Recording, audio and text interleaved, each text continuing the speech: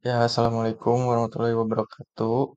Saya Dika Najma. Saya akan mempresentasikan tentang rangkuman dari babok ini. Yang pertama ada pengertian, yaitu babok BUID adalah standar global untuk praktik analisis bisnis. Buku ini disusun oleh IIBA, Internal Institute of Business Analyst, untuk mendefinisikan profesi analis bisnis serta menyediakan rangka kerja mencakup yang prinsip, aktivitas, kompetensi, teknik, dan perspektif kerja analis bisnis. Selanjutnya ada Business Analyst Core Concept Model atau BACCM. Model ini mendefinisikan 6 konsep inti. Yang pertama ada change, transformasi untuk meningkatkan kerja organisasi. Yang kedua ada need, masalah atau peluang yang harus ditangani. Yang ketiga ada solution, cara spesifik untuk memenuhi kebutuhan. Yang keempat ada stakeholder, pihak yang terpengaruh atau terlibat. Yang kelima ada value, nilai yang diberikan oleh solusi. Dan yang terakhir ada konteks, lingkungan yang mempengaruhi perubahan.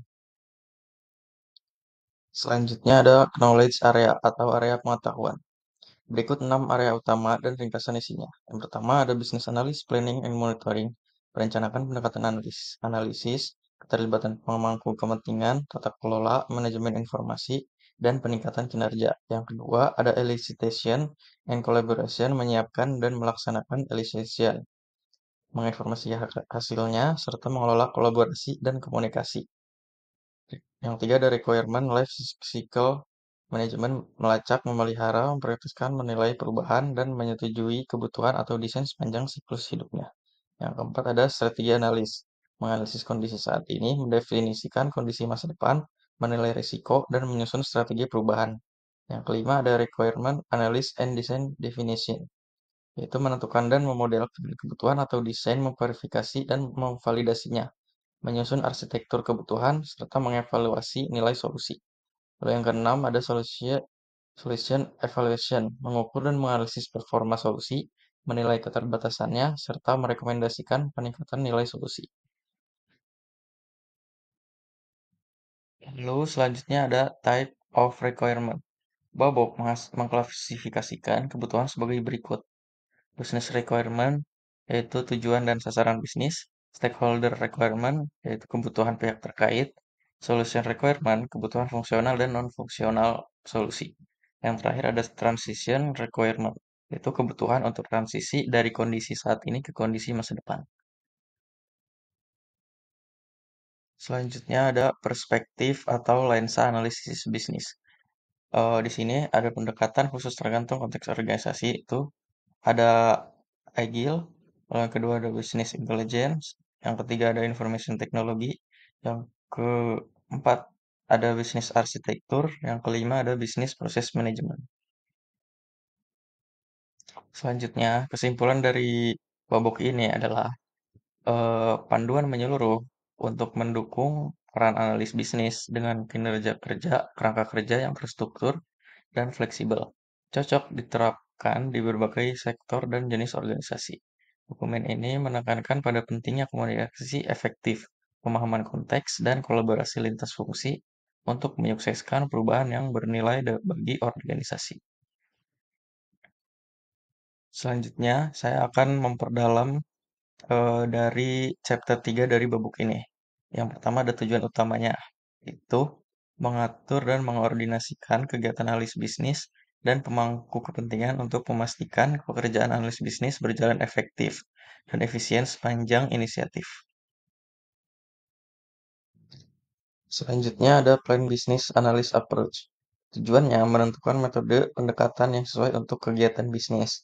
Isi utamanya yang pertama ada pilih pendekatan yaitu prediktif atau adaptif, iteratif, kolaboratif. Lalu yang kedua ada sesuaikan pendekatan berdasarkan kompleksitas proyek, risiko, kultur organisasi, kebutuhan dokumentasi.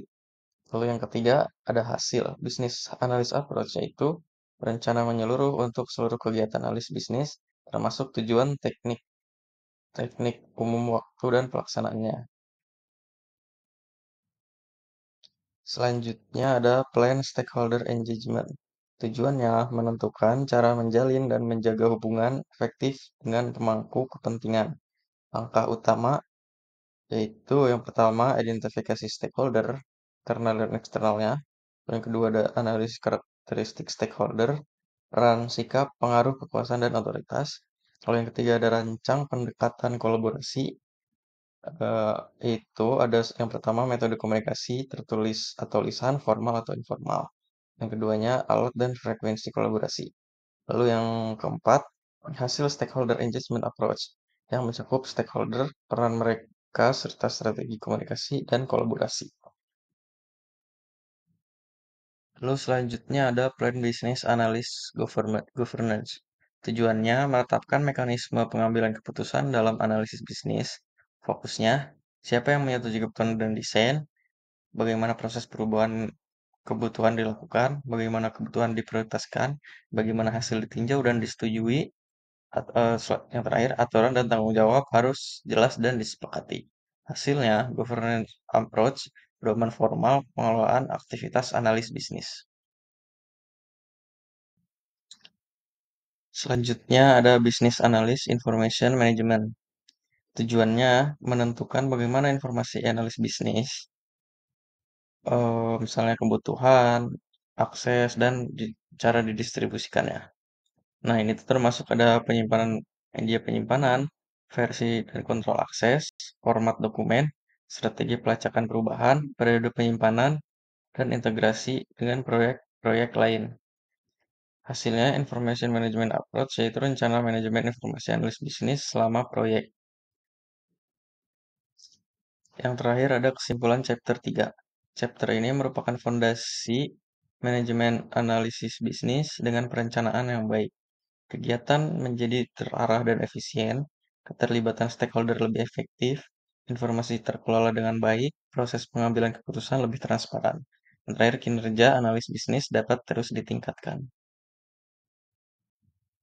Selanjutnya, saya juga akan memperdalam dari chapter 7 di bab ini.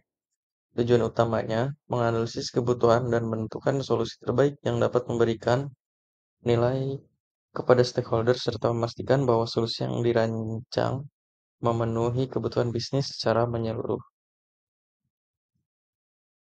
Nah, di chapter 7 ini ada specific and model requirement. Tujuannya menggambarkan kebutuhan secara terstruktur agar dapat dianalisis, dikomunikasikan, dan dipahami semua pihak. Teknik yang digunakannya ada use case atau user stories, proses modeling, prototyping, dan desain modeling. Nah, hasilnya itu akan menjadi representasi kebutuhan fungsional dan non-fungsional yang jelas. Yang kedua ada verify requirement. Tujuannya memastikan bahwa kebutuhan terdokumentasi secara lengkap, konsisten, dan sesuai standar kualitas. Kriteria diverifikasi dapat ditelusuri, tidak ambigu, lengkap, dan konsisten. Hasilnya, daftar kebutuhan yang siap untuk validasi dengan stakeholder. Lalu selanjutnya yang ketiga ada validate requirement. Tujuannya memastikan kebutuhan mencerminkan apa yang benar-benar dibutuhkan stakeholder dan selaras dengan tujuan bisnis. Kegiatan utamanya, review bersama stakeholder, identifikasi konflik atau gap, hasilnya kebutuhan tervalidasi dan disetujui stakeholder. Lalu yang keempat ada define requirement arsitektur. Tujuannya menyusurkan kebutuhan ke dalam struktur logis yang saling berhubungan dan mendukung solusi holistik. Fokusnya menyediakan kerangka visualisasi hubungan antar kebutuhan, mendukung pengambilan keputusan solusi, lalu hasilnya requirement arsitektur yang menggambarkan keterkaitan semua elemen. Lalu kesimpulan dari chapter 7 ini yaitu chapter ini merupakan inti dari analis bisnis karena berfokus pada menjabarkan apa yang dibutuhkan requirement, menerjemahkan bagaimana solusi dibentuk, memastikan bahwa solusi tersebut bernilai bagi organisasi, Dengan struktur tugas yang interaktif dan saling terkait, chapter 7 menjamin bahwa solusi yang dikembangkan sesuai kebutuhan, dapat diimplementasikan, dan memberikan nilai optimal. Mungkin cukup sekian dari presentasi dari saya. Wassalamualaikum warahmatullahi wabarakatuh.